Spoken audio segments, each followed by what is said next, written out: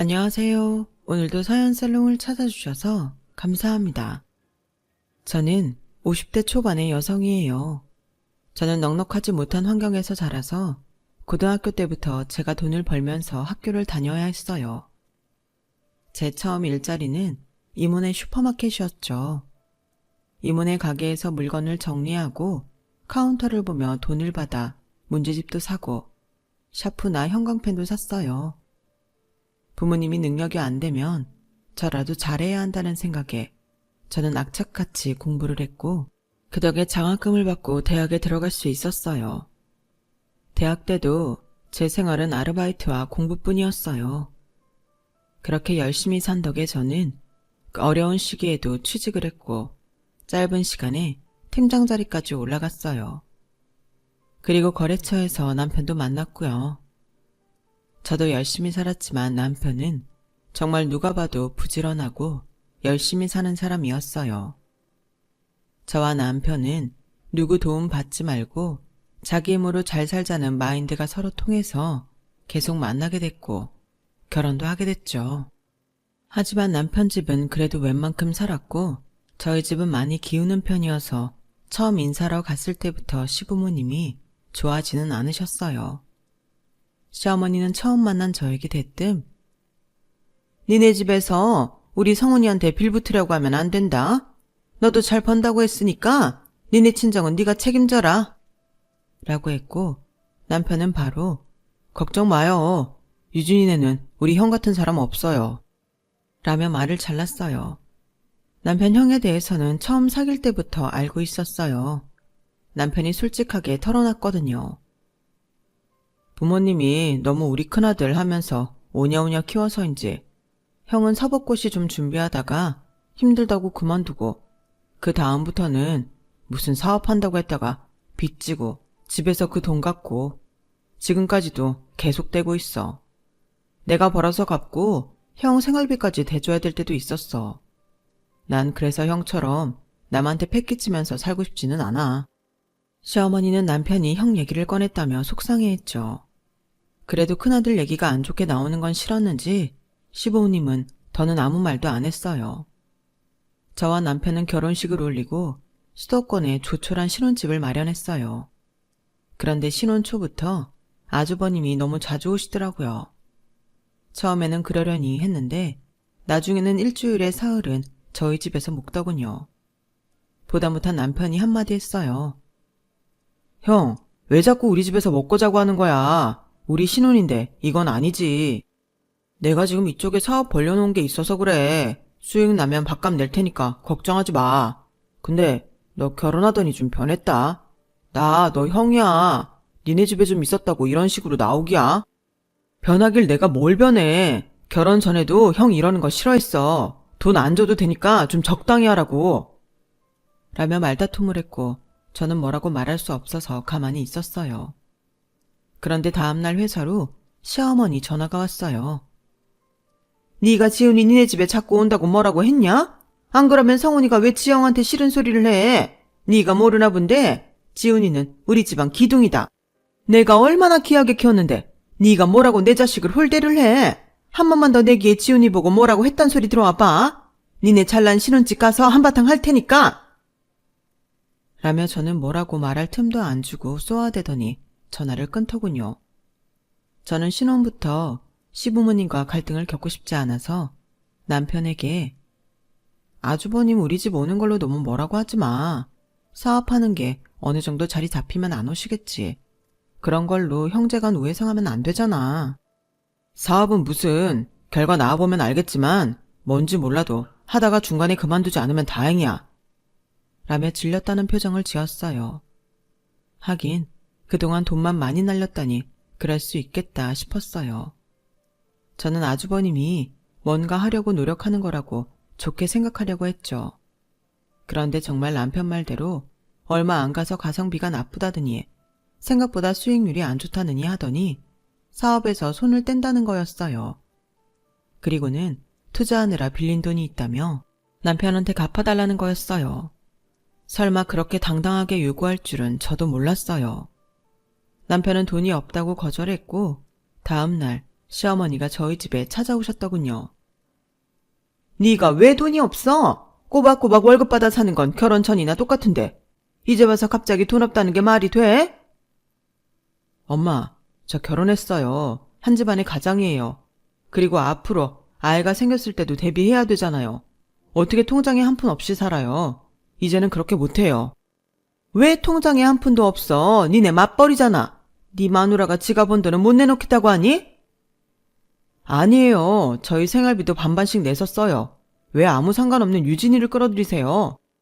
결혼한 지 얼마나 됐다고 벌써부터 네 마누라 편만 드는 거야? 그런 거 아니면 형 돈부터 갚아. 네 형 저대로 실용불량자 만들 셈이야. 동생이 돼서 어떻게 그러냐? 내가 널 그렇게 키웠어? 라며 소리를 고래고래 지르는데 당해내지 못하겠더라고요. 저는 남편에게 형 돈을 마련해주자고 했어요. 솔직히 어머니 말씀도 일리는 있지. 형이 힘든데 동생이 모른 척할 수는 없잖아. 나도 아는데 평생 그러고 살다 보니까 이젠 화가 나서 그래. 이번이 마지막이라고 말씀드려. 이제는 정말 돈이 없다고. 그렇게 남편은 아주버님 돈을 갚았어요. 생각보다 액수가 많아서 제 적금도 하나 깨야 했죠. 제가 그때 그랬던 건 이렇게라도 하면 시댁에 인정받지 않을까? 그런 마음이 있어서였던 것 같아요. 하지만 저희 바람과 달리 시부모님은 저희한테 늘 쌀쌀 맞았어요. 시아버지는 시어머니보다 덜했지만 그래도 마찬가지였어요. 어릴 때는 아주버님이 항상 1등만 하고 대학도 좋은 데 가서 시부모님한테는 늘 착하고 자랑스러운 아들로 인식이 돼 있는 것 같았어요. 남편도 나름 잘했는데 형과 비교가 되니 늘 모자란다고 생각했나 봐요. 결혼도 저처럼 집안이 별 볼 일 없는 사람과 해서 더 실망하셨던 것 같더라고요. 그래도 내가 잘하면 되겠지라는 마음으로 시어머니가 시키는 대로 주말마다 시댁에 가서 일도 하고 손님 대접에 명절 제사상까지 정말 열심히 했어요. 그렇게 1년 반쯤 지났을 때 임신을 하게 됐어요. 남편과 친정은 축하해주면서 제 몸 걱정을 해줬지만 시부모님은 나 망가지는 애가 졌냐며 오히려 왜 이제 생겼냐는 반응이었어요. 그래도 시어머니는 사과를 사서 집에 오셨길래 웬일인가 했더니 얘, 애가 졌다고 핑계대고 게으름 부릴 생각하면 안 된다 라고만 하고 가시더군요. 너무 섭섭해서 혼자 하루 종일 울었어요. 제가 결혼해서 시댁에 할 만큼 했다고 생각했는데 여전히 냉정하게 구시니 진짜 속상하더라고요. 그리고 제가 아이를 낳을 때는 더 했어요. 병원에서 아이가 옆으로 누워있다고 제왕절개를 해야 한다고 했는데 시부모님은 끝까지 자연분만을 강요하셨어요. 이때는 시아버지까지 나서서 애들은 자연분만으로 낳아야 머리도 좋고 성격도 좋다더라. 어디서 지 좀 편하겠다고 애를 멍청이로 만들려고 하냐? 라는데 아무리 설명을 해도 통하지 않았어요. 남편은 무조건 제왕절개를 하라고 했죠. 부모님 말 신경 쓸 거 없어. 제왕절개로 나오면 아이 머리 나쁘다는 그런 말도 안 되는 얘기는 어디서 들었는지 원. 하지만 시어머니는 제가 아이를 낳을 때 의사한테 꼭 자연분만으로 낳아야 된다고 고집을 피웠어요. 보다 못한 의사가 어머니께서 아이 낳으세요. 자연분만 고집하면 아이도 산모도 위험할 수 있어요. 라고 했지만 시어머니는 잘못해서 내 귀한 손자 얼굴에 칼자국이라도 나면 어쩌려고 그래요. 제왕절개 했다가 애가 머리가 나쁘면 선생님이 책임질 거예요. 라고 우겼고 의사는 어이없어 했어요. 결국 저는 자연분만을 먼저 시도했지만 의사의 경고대로 10시간이 지나도 아이가 나오지 않고 저와 태아가 모두 위험해지자 남편이 시어머니를 집에 보내고 제왕절개를 해달라고 했어요. 그렇게 우여곡절 끝에 저희 첫 아들이 태어났어요. 하지만 시부모님은 미역 한 줄기만 다른 사람에게 보내고 병원에 한번 찾아오지 않았어요. 그 당시 아주버님이 여자를 만나게 됐는데 그 여자가 변호사이고 집도 잘 산다고 하더군요. 제가 아이를 낳을 쯤에 아주버님은 여자를 집에 데려온다고 했고 그 바람에 시부모님은 저희는 안중에도 없었어요. 제가 아이를 낳고 이틀 후에 여자가 인사를 다녀갔다더라고요. 나중에 집으로 아이를 보러 온 시어머니는 저희 집에 있는 내내 예비 며느리 칭찬만 하셨어요. 변호사라 그런지 애가 어쩜 그렇게 세련되고 남다른지 몰라. 그래서 다들 그렇게 사짜 며느리 사위 보고 싶어 하나 봐. 지훈이는 여자를 만나도 아주 똑 부러지는 애만 골라서 만나니 얼마나 좋아. 남편은 출산일로 자기 부모님에 대해 다 포기한 것 같았어요. 제가 첫 손자를 낳는데 형 신부감이 집에 인사 오는 게 더 중요하냐며 목청을 높여서 싸웠지만 시부모님은 오히려 남편만 욕을 했거든요. 그래서인지 시어머니가 무슨 얘기를 해도 들은 척도 안 했고 저도 섭섭한 감정조차 생기지 않아서 아무 말도 하지 않았어요. 어쨌든 아주버님 결혼 얘기는 잘 진행이 돼서 양쪽 집안이 상견례를 마치고 본격적인 결혼 준비를 시작했어요. 저는 결혼식 하는 날까지 몸조리도 끝나지 않은 상태에서 너무 많은 일을 해야 했어요. 예단을 사는 것부터 음식 장만까지 시어머니가 전부 저한테 떠맡겼거든요. 남편은 저를 도와주며 아주 질린다며 어디 멀리 이사가서 살자고 하더라고요. 저도 그러면 좋겠다는 생각이 들었어요. 하지만 남편 직장 문제도 있고 가능하지는 않을 것 같더라고요. 그래도 말이라도 그렇게 해주는 게 정말 고마웠어요. 시어머니는 아주버님 내외가 신혼여행에서 오는 날까지 저를 불러 일을 시켰어요. 저는 잘난 변호사 동서에 밥을 차려주면서도 거실에 한번 같이 앉지를 못했어요. 뒤늦게 퇴근을 하고 온 남편이 부엌에서 일하느라 지친 저를 보고 아니, 애 낳은 지 얼마 되지도 않은 사람을 계속 일만 시키면 어떡해요? 언제부터 이런 거 챙겼다고? 평소처럼 시켜 먹으면 되잖아요.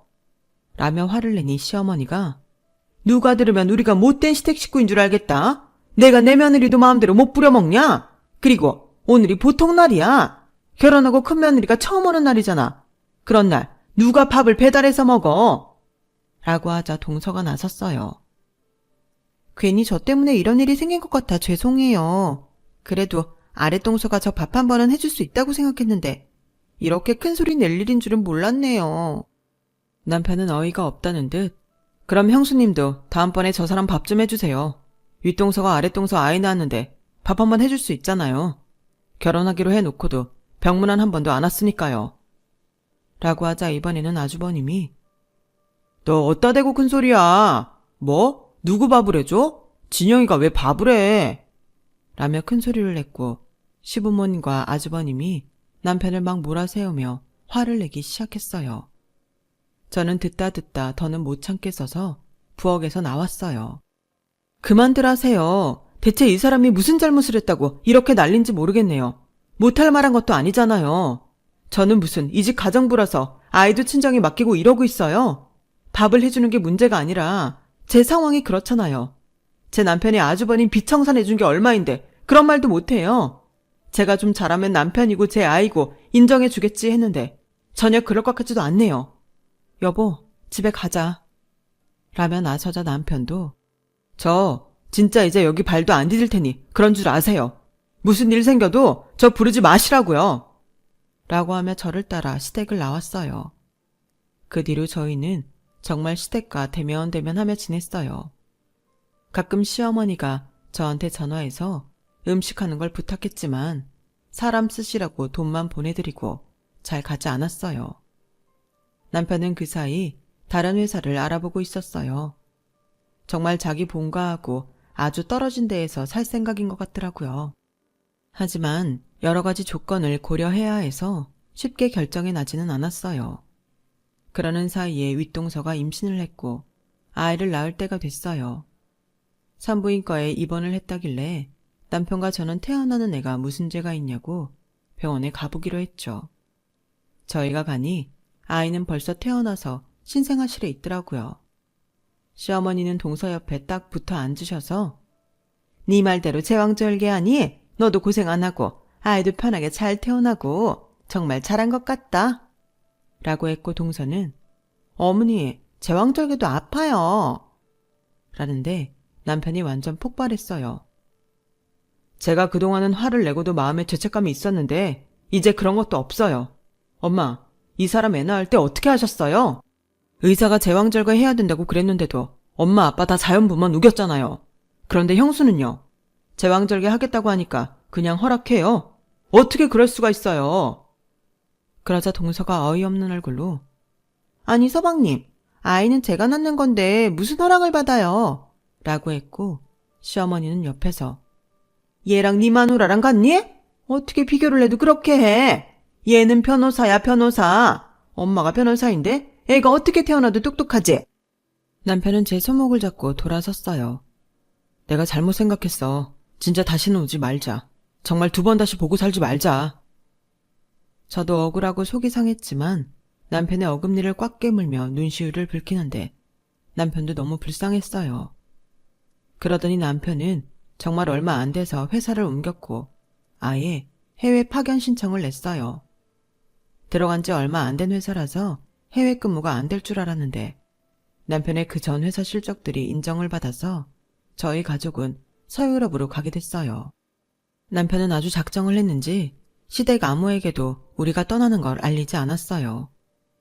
저희 가족은 외국에서 살면서 처음으로 마음 편하고 여유 있는 생활을 하게 됐어요. 저는 2년 후 그곳에서 둘째 딸을 낳았어요. 아들은 현지 유치원을 보냈는데 아이들과 곧잘 어울렸어요. 저는 둘째가 조금 큰 다음 정식 요리 스쿨을 다니면서 자격증을 땄어요. 틈틈이 집에서 현지 언어 공부를 하고 언어 자격 시험을 봤던 게 많은 도움이 됐어요. 남편은 한국에 들어가지 않고 또 다른 나라로 가자고 했고 저는 원하는 대로 하라고 했어요. 남편도 집에서 부모에게 강요받던 생활에서 풀려나니 자유로운 게 눈에 보였거든요. 그렇게 저희는 적지 않은 시간을 해외에서 보냈어요. 한국에 와서 저희는 수도권 외곽에 살게 됐고 친정과는 왕래를 했지만 시댁과는 아무 연락을 하지 않고 지냈어요. 가끔씩 저라도 다시 연락을 해야 되는 거 아닌가 했다가도 아이를 출산할 때 겪은 일이 떠오르면 몸서리가 쳐져서 그만뒀어요. 저는 외국에서 같이 요리 공부를 한 사람과 파스타 가게를 열었어요. 레스토랑은 젊은 사람들 입소문을 타면서 잘 되기 시작했고 아들은 미국에 있는 좋은 대학 법학과에 합격을 하게 됐어요. 남편 회사의 법무팀에 있는 국제 변호사가 특별히 잘 봐줘서 미국 대학에 추천서를 써줬거든요. 딸도 공부를 잘했는데 한국에 있는 대학을 가겠다고 했어요. 아들이 미국에 나갈 준비를 하느라 바쁜 어느 날 딸이 학교에 와서 그러더라고요. 엄마, 우리 모르는 친척 있어? 학교에서 어떤 애가 나보고 자기 사촌이래. 저는 가슴이 철렁했어요. 그래? 아빠 형이 있으니까 그럴 수도 있는데 걔는 그걸 어떻게 알았대? 오빠가 이번에 미국 대학도 붙고 학교에서 유명해졌잖아. 내가 오빠 동생인 거 알고 와서 말해주는 거라던데? 근데 걔가 진짜 사촌이면 나는 좀 별론데? 라더니 더 이상 말을 안 하더군요. 저는 혹시 시댁에서 알게 됐나 불안했는데 아닌 게 아니라 시어머니가 어떻게 저희 가게를 알고 찾아왔더라고요. 시어머니는 그새 많이 늙었어도 저를 무시하는 눈빛은 여전했어요. 시댁이랑 형은 어떻게 사는지 나 몰라라 하고 니네끼리 이러고 사니까 좋냐? 너 다른 날 나랑 좀 만나자. 상훈이한테는 말하지 말고. 무슨 일이신데요? 지금 말씀하세요. 이런 자리에서 할 얘기가 아니야. 라며 일방적으로 약속 시간과 장소를 통보하고 가더군요. 저는 일단 남편에게 얘기를 했어요. 나가지 마. 괜히 또 생사람 잡고 말도 안 되는 얘기나 하겠지. 대체 당신 레스토랑은 또 어떻게 한 거야? 애들 학교에 형님 딸이 다니나 봐. 그렇게 피하려고 했는데 이렇게 또 만나네. 라며 한숨을 쉬었고 저는 혹시라도 시어머니가 애들 학교에 갈까봐 약속 장소에 나가기로 했어요. 시어머니는 저를 보자 대뜸 네가 우리 지훈이 좀 도와줘야겠다. 지우한테 미국 대학 추천서 써준 국제변호사 있잖냐? 그분한테 얘기 좀 잘해봐라. 지훈이가 억울한 일을 당하게 생겼어. 어머니, 그런 건 따로 변호사를 선임하시면 좋을 것 같아요. 그분은 회사에 소속된 분이세요. 너는 무슨 애가 그렇게 냉정하니? 그러니까 한국에 와서도 성훈이가 집에 연락도 못하게 했겠지. 이런 건 가족인 우리가 도와야지. 근데 그런 건 형님이 더 잘 알지 않을까요? 형님 변호사니까 아는 사람 소개받는 게 빠를 텐데요. 그러자 시어머니는 형님한테 사정이 있다며 아무튼 알아보라고 일방적으로 말하고 서둘러 가버렸어요. 저는 남편한테 일단 얘기를 했지만 남편도 어림도 없는 소리라고 했어요. 별걸 다 일을 시키네. 당신은 신경 쓰지 마. 또 연락 오면 그때는 내가 알아서 할게. 다음 날은 저희 가족이 그 변호사분과 만나는 날이었어요. 아들 추천서를 써준 데에 감사 표시로 식사를 하기로 했거든요. 아들과 회사 근처에 다다르니 어디서 남편이 화가 난 목소리가 들리더라고요. 보니까 남편이 시어머니와 싸우고 있었어요. 너무한다고 생각하지 않아요? 우리 지우한테 축하한다는 말 한마디 없이 변호사부터 소개해내라뇨. 지금 그게 중요하니? 이 형이 어렵게 됐는데. 그럼 형수 보고 변호를 하라고 하든지 아니면 변호사 소개시켜달라고 하세요. 그런데 때마침 변호사님이 저희를 알아보고 오셨어요. 김 부장, 얼른 자리 옮기지. 조금 있으면 사람들 붐빌 텐데. 하다가 시어머니와 눈이 마주쳤어요. 그러자 시어머니는 놀라서 저한테 혹시 지우 추천서 써줬다는 변호사가 저 사람 맞냐? 네, 맞아요. 저분 아세요? 라고 하자 시어머니는 변호사 앞에 고개를 숙이면서 아우, 변호사님 이렇게 다시 뵙네요. 성훈이가 제 둘째 아들이에요. 지훈이가 얘 형이죠. 저희 둘째 봐서라도 지훈이 좀 잘 봐주세요. 저희가 잘못했습니다. 알고 보니 아주버님이 또 무슨 사업을 한다고 했다가 남편 회사 특허권을 침해했다더군요. 그것 때문에 회사 측에서 아주버님을 상대로 소송을 했고 같이 동업하던 사람은 발뺌을 하고 빠져나갔다는 거였어요. 그래서 아주버님이 다 뒤집어 쓰게 됐다는 거였지만 회사에서는 아주버님이 전에도 다른 회사 특허권을 침해한 적이 있기 때문에 믿을 수 없다는 입장이었어요. 변호사님은 이런 일은 여기서 얘기할 사안이 아니라며 바로 저희와 함께 자리를 옮겼어요. 시어머니는 저를 붙잡고 네가 옆에서 잘 좀 얘기해봐. 네 남편도 형이 잘못되면 창피해서 회사 다니겠어? 저 사람하고 상관도 없는 일인데 뭐가 창피해요? 어머니 저한테 이러지 마세요. 예전에 저한테 어떻게 하셨는데 저한테 이런 부탁을 하세요? 너는 어른한테 혼 좀 났다고? 그걸 가지고 여태까지 꽁하니? 어머니, 저도 좋은 날 시끄럽게 하고 싶지 않아서 참았는데요. 그게 좀 혼난 건 아니죠.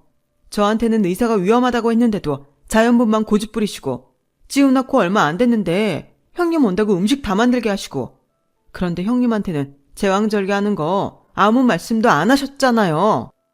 라는데 앞서가던 변호사님과 남편이 돌아서서 제 이야기를 듣고 있더군요. 변호사님은 시어머니에게 그만 돌아가시는 게 좋겠습니다. 라고 냉정하게 말씀하셨고 그제야 시어머니는 자리를 떠났어요. 나중에 딸한테 얘기를 들으니 형님은 벌써 이혼하고 다른 남자와 결혼했다더군요. 아이는 아주버님과 시부모님과 살고 있는데 딸 얘기를 들으니 다른 학교에서 말썽이 있어서 1년을 쉬었다가 애들이 다니는 학교로 전학을 왔다고 해요. 결국 아주버님은 손해배상으로 엄청난 금액을 물게 됐고 시부모님은 어쩔 수 없이 집을 팔고 지방으로 이사를 가게 됐어요.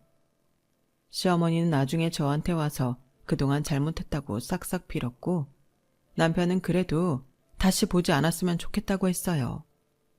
저도 예전 생각하면 시댁 식구들 보기가 참 힘들고요. 대신 매달 형님 딸이 고등학교 졸업할 때까지 용돈만 조금씩 보내기로 했어요. 제가 학교 다닐 때 어려웠던 게 생각나서 그랬죠. 그 이상은 시댁과 엮이기도 싫었고요. 지금은 다들 커서 더는 시댁과 연락하지 않고 각자 살고 있답니다. 제 사연은 여기까지예요. 긴 얘기 들어주신 분들 정말 감사하고요. 모두 행복하시고 좋은 가족과 좋은 하루 되셨으면 좋겠어요. 다들 건강하세요. 여러분, 사연 댓글에 응원과 현명한 조언 부탁드려요. 좋아요와 구독은 저에게 큰 힘이 됩니다. 오늘도 좋은 일 가득하세요.